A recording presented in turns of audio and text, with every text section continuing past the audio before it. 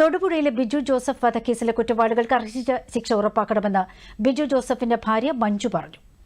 നിലവിൽ നടക്കുന്ന അന്വേഷണത്തിൽ പൂർണ്ണ തൃപ്തിയുണ്ടെന്ന് പറഞ്ഞു. മുഖ്യപ്രതിയായ ജോമോൻ ഫോണിലേക്ക് വിളിച്ച് ഭീഷണിപ്പെടുത്തിയിരുന്നുവെന്നും കണക്ക് പ്രകാരം ജോമോൻ പണം തരാനുണ്ടെന്നും അവർ മാധ്യമങ്ങളെ അറിയിച്ചു. അത് ഇവര് സാധനങ്ങൾ ഷെയർ ഡിവൈഡ് ചെയ്യുന്നതിന്റെ അഗ്രിമെന്റ് കൊടുത്തിട്ടുണ്ട്. അവിടെ കൂടെ തന്നെ കൊടുത്തിട്ടുണ്ട്. ഇവിടെ കുറേ സാധനം വെച്ചിട്ടുണ്ടായിരുന്നു, എടുത്ത് കൊടുക്കുന്നത് ഞാൻ കണ്ടതാണ്.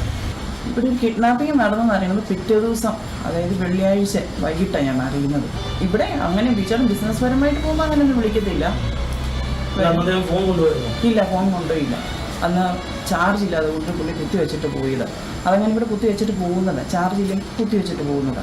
ബിജാൻ ബിസിനസ് പരമായി ഇങ്ങനെ പോകുന്നയാളാണ്, ഫ്രണ്ട്സുമായിട്ടൊക്കെ ഇങ്ങനെ പോകുന്നയാളാണ്. 2 ദിവസമൊക്കെ കഴിഞ്ഞ് വരുന്നയാളാണ്. പിന്നെ എനിക്കൊരു ഫോൺ കൊണ്ടാകത്തോണ്ട് ഒരു സംശയമുള്ളതുകൊണ്ട് ഞാൻ ഫ്രണ്ട്സിനെയൊക്കെ വിളിച്ച് ചോദിച്ചു ബീജാറിൻ്റെ. അപ്പോൾ അവരൊക്കെ എല്ലാവരും ചോദിച്ചാൽ എല്ലാവരും കുടുംബക്കാരെയൊക്കെ അഴിച്ചപ്പോൾ എല്ലാവരും പറഞ്ഞത് അവനിങ്ങനെ പോകുന്നല്ലേ, വന്നോളും, വെയിറ്റ് ചെയ്യുക, വന്നോളും എന്ന് തന്നെയാണ് അവനോട് പറഞ്ഞത്.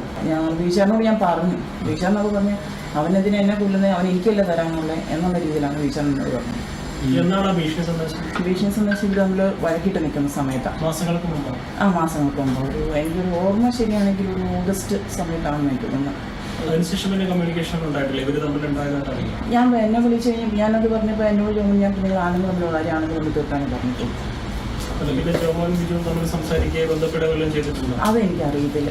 ബീജാറിന് അങ്ങനെ എനിക്കറിയത്തില്ല, അതേക്കുറിച്ച് എനിക്ക് കറക്റ്റായിട്ട് അറിയത്തില്ല.